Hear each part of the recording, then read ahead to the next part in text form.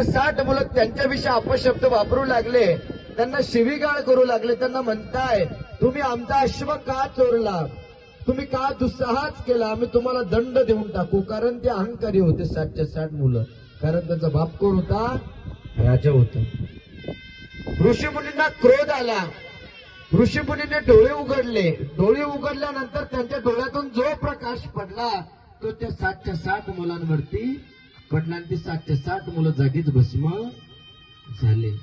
आता भस्म झाले, मग त्यांना काय लागला, पितृदोष लागला. पितृदोष कसा लागतो, जर घरामध्ये जर कोणी अपघाती गेलं तरच आपल्याला पितृदोष लागतो. मग या 60च्या 60 मुलांना त्या ठिकाणी भस्म केलं. ही बातमी राजाला कळाली. राजा म्हणू लागला, आता काय व्हावं. राजाला यज्ञ मंडप सोडून जाता येत नव्हतं, कारण त्यांच्या हातामध्ये कणकण बांधलेलं होतं, म्हणजे धागा बांधलेला होता. त्यांच्या गळामध्ये यज्ञ पवित केलेलं होतं, म्हणजे त्यांना जन्म धारण केलेलं होतं. मग राजाने काय केलं, आता मुलं तर भस्म झाले, आता कोणाला पाठवायचं. मग राजाचा पुतण्या होता, त्याचं नाव होतं भागीरथ राजा. काय नाव होतं, भागीरथ राजा. त्या राजाला आज्ञा केली, तू त्या ठिकाणी जा, काय घडलं मला येऊन सांग. तो राजा निघून गेला. त्यांनी बघितलं आपल्या भावांची राख त्या ठिकाणी पडलेली. ऋषीमुनी लाल भडक तपलेले. ऋषीमुनीनं नमस्कार केला. महाराज, माझा नमस्कार तुम्ही स्वीकारा, असं त्यांना म्हणू लागले. ऋषीमुनी म्हणू लागले, अरे तू काय दुस्साहस केला, तू इथून निघून जा, मी तुला दंड देऊन टाकेल.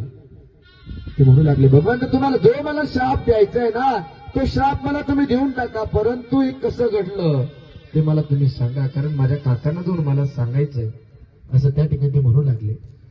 आम्ही काय करावं असं मनामध्ये वेगळे वेगळे प्रकार मनामध्ये पडतात. त्यांना म्हणताय की भगवंता ते कसं घडलं आम्हाला तुम्ही सांगा. तितकेच वेळामध्ये ऋषीमुनी त्यांना म्हणू लागले, अरे मी यांना दंड जो दिलाय ना, तर त्यांच्या पाप कर्मांमुळे दिला. कारण ते या ठिकाणी आले, त्या इंद्राने छळ केला, माझ्या मागे अश्व बांधून टाकलं, त्याच्यामध्ये माझी काहीच चुकी नाहीये. हा तुमचा अश्व आहे, तो घेऊन जा. त्या ठिकाणी ते म्हणू लागले भागीरथ राजा, ठीक आहे भगवंत, मी अश्व घेऊन जाईल, परंतु यांना कसा पितृदोष मुक्त होईल, कारण यांना अपघाती निधन झालं, म्हणजे तुम्ही यांना भस्म केलं. आता त्यांचा आत्मा त्या ठिकाणीच आहे, कारण त्यांना मुक्ती प्राप्तीने झाली ना, तर माझ्या 3ऱ्या पिढीमध्ये कोणी वारीसदार जन्माला येणार नाही. आणि जर पितृदोष जर 3ऱ्या पिढीपर्यंत जर नाही काढला ना, तर 3ऱ्या पिढीमध्ये कोणी मुलगा वारीसदार जन्माला येत नाही, असं त्यांना म्हणू लागले. भगवंता आम्ही आता हा दोष कसा मुक्त करावा. मग भगवंताने सांगितलं, तुम्हाला गंगा मातेची प्रार्थना करावी लागेल. काय सांगितलं, तुम्हाला गंगा मातेची प्रार्थना करावी लागेल, गंगा मातेला प्रसन्न करावे लागेल. त्यावेळी गंगा माता आपल्या मृत्यू लोकांवरती नव्हती. काय करावं, वैभवप्रमाणे त्यांनी सांगितलं, ठीक आहे भगवंता, मी गंगा मातेची प्राप्ती करतो. निघून गेले. यज्ञ कुटियामध्ये प्रवेश केला. त्यांना सांगू लागले, काका आपल्या भावांचंच कर्म चुकलं, त्याच्यामुळे त्यांना दंड देऊन टाकला, त्यांना श्राप दिला. आता आपल्याला गंगा मातेची प्राप्ती करावी लागेल.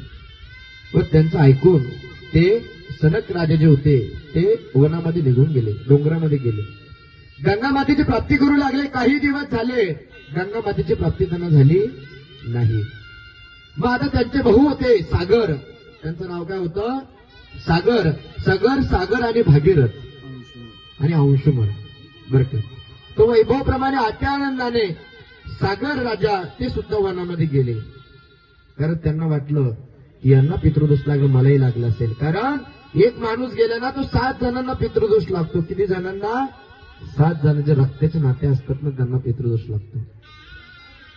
वैभवप्रमाणे ते सुद्धा वनामध्ये गेले, त्यांचा देह वनामध्ये त्याग झाला, परंतु गंगा मातेची प्राप्ती झाली नाही. अंशुमन राजा सुद्धा निघून गेले, त्यांना सुद्धा गंगा मातेची प्राप्ती झाली नाही. आता शेवटची पिढी उरली, ती कोणाची, भागीरथ राजाची. भागीरथ राजा शातीर होते, ते परत ऋषीमुनींकडे गेले. त्यांना म्हणू लागले की ऋषीमुनी आम्ही काय करावं, आता पिढी नष्ट होत चालली, आता माझी शेवटची पिढी उरलेली आहे, जर मला जर गंगा मातेची प्राप्ती नाही झाली ना, तर माझ्यानंतर कुठलीच पिढी जन्माला येणार नाही. मग त्या ठिकाणी ऋषीमुनी म्हणू लागले, अरे गंगा मातेची प्राप्ती अशी होणार नाही, तुला 3 देवांची आज्ञा घ्यावी लागेल. 3 देव कुठले, ब्रह्मा, विष्णू आणि महेश. आपली जी सृष्टी आहे ही 3 देवांवरतीच आहे.